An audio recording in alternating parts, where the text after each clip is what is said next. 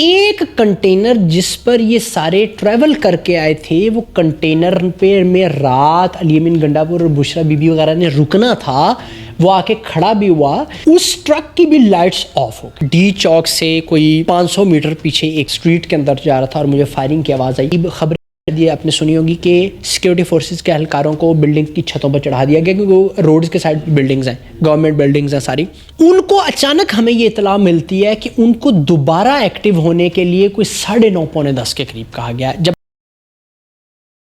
السلام علیکم، میں سیام محمود، امید ہے کہ آپ خیریت سے ہوں گے۔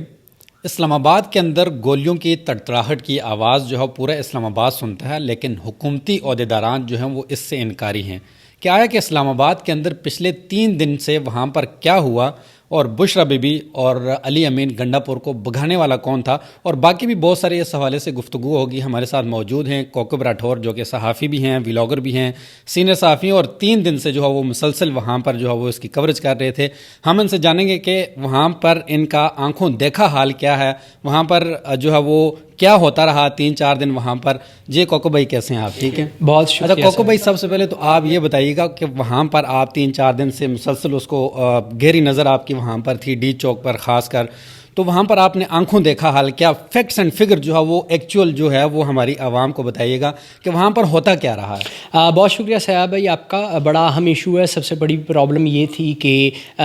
ڈائریکٹ خبر نہیں عوام تک پہنچ پائی۔ بہت سی فیک خبریں بھی ہیں۔ میں خبر جو فیک ہوتی ہے اس کو خبر تو نہیں کہا جاتا، لیکن فیک انفارمیشنز بھی رہیں۔ بہت سے حقائق پر مبنی چیزیں بھی ہیں، بہت سے خلاف بھی ہیں، لیکن آنکھوں دیکھا جو واقعہ وہ میں آپ کو بتاتا چلوں۔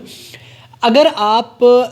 23 تاریخ کی شام کو دیکھیں، جب یہ اطلاعات آ چکی تھی، جب تک انٹرنیٹ بحال تھے، کہ مکمل طور پر سیل کر دیا ہے اسلام آباد کو، تمام داخلی خارجی راستے بند کر دیے ہیں،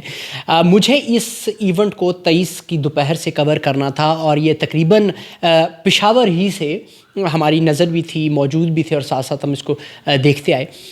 جب یہ اسلام آباد کے اندر معاملہ انٹر ہوا تو تقریباً یہ 26 تاریخ کی دوپہر بن چکی تھی۔ بلکہ اگر دیکھا جائے تو 26 تاریخ کی تقریباً صبح ہی، اور آپ کے اگر ذہن میں ہو کہ بہت سے لوگ کٹی پہاڑی کے قریب جن کے گرنے کا واقعہ آیا، ان میں ایک میں بھی تھا جن کو چوٹ بھی لگی، کیونکہ کوریج کے دوران صحافتی ذمہ داریاں تھیں جب کنٹینرز ہٹائے جا رہے تھے۔ اب معاملہ یہ ہوا کہ جس وقت، اس میں کوئی شک نہیں ہے کہ ہزاروں کی تعداد میں پبلک کے پیچھے آ رہی تھی، اس میں کوئی شک نہیں ہے۔ اب جس وقت وہ لوگ اسلام آباد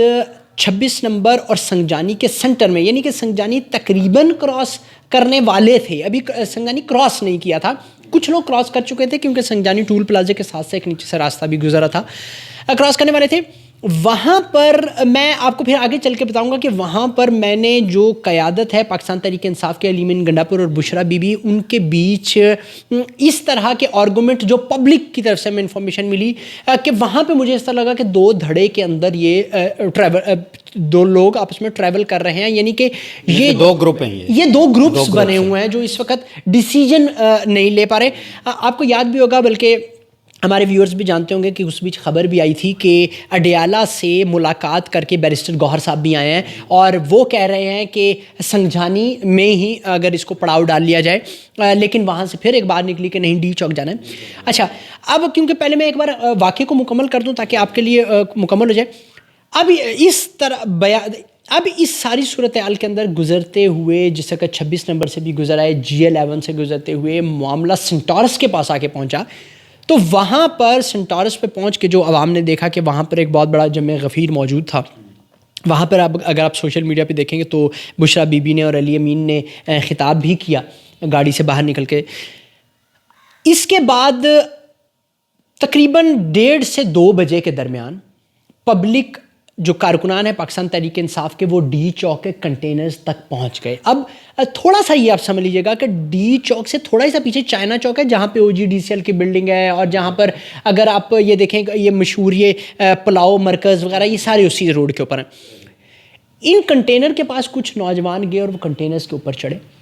تقریباً 2 بجے 2:30 بجے کا ٹائم تھا۔ تب تک کوئی ایز سچ شیلنگ وغیرہ نہیں ہوئی، لیکن تقریباً 2:30 پونے 3 سے لے کر 5 بجے تک ڈی چوک پر شدید شیلنگ سٹارٹ ہو گئی، آنسو گیس وغیرہ کی، جی،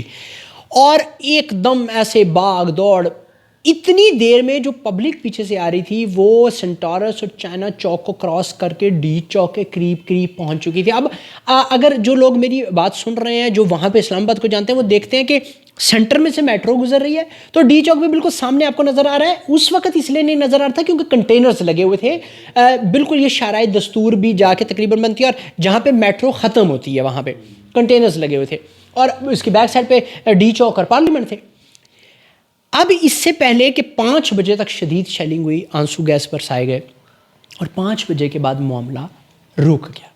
یہ تقریباً مجھے یاد ہے کہ شاید میں مغرب کی نماز پڑھنے کے لیے جا چکا تھا اور میں نے آپ کو جیسا سٹارٹ میں بھی بتا دیا تھا کہ وہاں پہ ہمیں اس قدر مشکل ہو رہی تھی کہ ہم ایک خبر, ایک مثال کے طور پہ اگر ہم سینٹورس کھڑے ہیں اور وہاں سے ہمیں ایک خبر یا انفارمیشن ملی کہ جی یہاں پہ یہ خطاب میں علی امین نے یہ بات کیا ہے, اب وہاں سے اس خبر کو لے کر جا کے ہم کسی محفوظ مقام پر کسی وائی فائی سے کنیکٹ کسی بلڈنگ میں یا گھر میں کرتے تھے, سارے ہمارے ساتھی دو یہی کرتے, تو جا کے ہم اس خبر کو سوشل میڈیا پر یا پبلک کے سامنے لے کر آتے تھے یا الیکٹرانک میڈیا والے دوست احباب کے ساتھ ہم جا کے ان کے آفسز میں بیٹھ کے کرتے تھے. وہ بھی سارے یہی کر رہے تھے کیونکہ ڈی ایس این جیز کے سسٹمز بھی پراپرلی وہاں پہ نہیں چل رہے تھے. جی او بیز بھی نہیں چل رہی تھی, جیمرز تھے لگے ہوئے مختلف جگہ پر, سسٹم بھی آپ کو پتہ ہے بلاک تھا. تو وہاں پہ سے جا کے خبر دینی پڑتی تھی اور جب تک ہم واپس آتے تھے تو شاید آدھا گھنٹہ گزر گیا, 1 گھنٹہ گزر گیا, پھر نئی سٹوری بلڈ ہو جاتی تھی, تب تک بہت سی چیزیں بدل جاتی تھیں. اب میں بالکل آپ کو فائنل چیزوں کی طرف لے کر جا رہا ہوں. 5 بجے کے بعد معاملات پھر تقریباً ڈی چوک سے پی ٹی آئی کے کارکنان تھوڑا سا کوئی 100 میٹر پیچھے 200 میٹر پیچھے آ کے اکٹھے ہو کر بڑی تعداد میں اکٹھے تھے. شیلنگ بھی رک چکی, یہ میں 5 بجے کی بات کر رہا ہوں. اور اس کے بعد 9 بجے کے قریب 8:30 پونے 9 اگر میں اف ایم ناٹ رانگ تو لائٹس آف کی گئی, جس کے بعد شاید 15-20 منٹ آدھے گھنٹے بعد لائٹس دوبارہ آن کر دی گئی. لیکن صاحب اس بیچ مجھے اچھی طرح یاد ہے کہ تقریباً دن کو 1-1:30 بجے کے قریب خبریں بھی شاید یہ آپ نے سنی ہوگی کہ سیکیورٹی فورسز کے اہلکاروں کو بلڈنگ کی چھتوں پر چڑھا دیا گیا کیونکہ وہ روڈز کے سائڈ بلڈنگز ہیں, گورنمنٹ بلڈنگز ہیں ساری. ان کو اچانک ہمیں یہ اطلاع ملتی ہے کہ ان کو دوبارہ ایکٹیو ہونے کے لیے کوئی 9:30 پونے 10 کے قریب کہا گیا. جب باہر لائٹس آف تھیں, معاملہ رک چکا تھا, پاکستان تحریک انصاف کے کارکنان سیکیورٹی فورسز کے ہمارے جو بھائی ہیں وہ بالکل ریلیکس ہو چکے تھے, پولیس وغیرہ جو مختلف جہاں پہ کھڑی تھی ڈیوٹی پہ معمول تھے وہ بھی ریلیکس ہو چکے تھے. اس بیچ ایک خبر میرے واٹس ایپ پہ آتی ہے کہ اٹک کے اندر جو راستے جہاں سے گزر کے تحریک انصاف آئی تھی ان کو دوبارہ بند کر دیا گیا. اب جس وقت یہ خبر آئی وہاں پر جو میرا ماتھا ٹھنکا وہ یہی تھا کہ اچانک اس جگہ کو کیوں بند کی گئی, جس پہ میرے باقی جو دوست تھے جرنلسٹ دوست انہوں نے یہ کہا کہ شاید پبلک اور آ رہی ہے, کیونکہ اس وقت تک سوشل میڈیا پہ چل چکا تھا, پبلک پنجاب کے بھی قافلے آ رہے تھے, بالکل ایسے ہی کشمیر کے قافلے آ رہے تھے, بلوچستان کے قافلے آ رہے تھے.